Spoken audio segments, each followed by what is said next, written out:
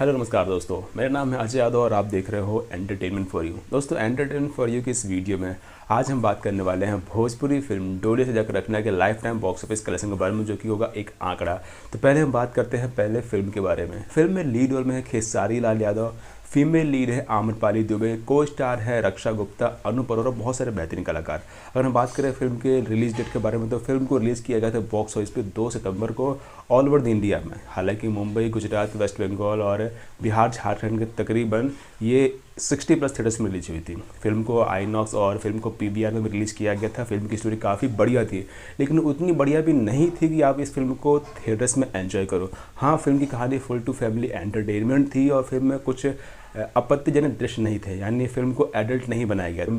Film को full to family के साथ आप देख सकते हो। तो दोस्तों, बात करते हैं इस फिल्म के बॉक्स ऑफिस कलेक्शन के बारे में। तो उससे पहले हम आपको बता दें, अगर आप एंटरटेनमेंट फॉर यू पे नए हो तो चैनल को सब्सक्राइब करें, बेल का आइकन जरूर प्रेस करें और अपनी डिमांड कमेंट करें। हम आपकी डिमांड में वीडियो जरूर बनाएंगे।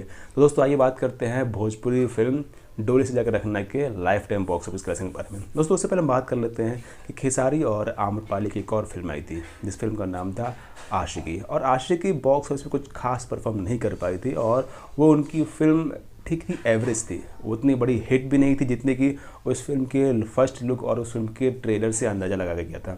लेकिन ये फिल्म हिट साबित हुई।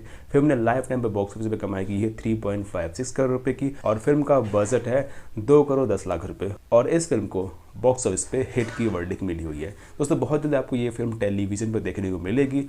तो अगर आपने फिल्म देखी है तो कैसी लगी कमेंट करके ज़रूर बताएं, और नहीं देखी है तो एक बार ज़रूर देखें। Thanks for watching.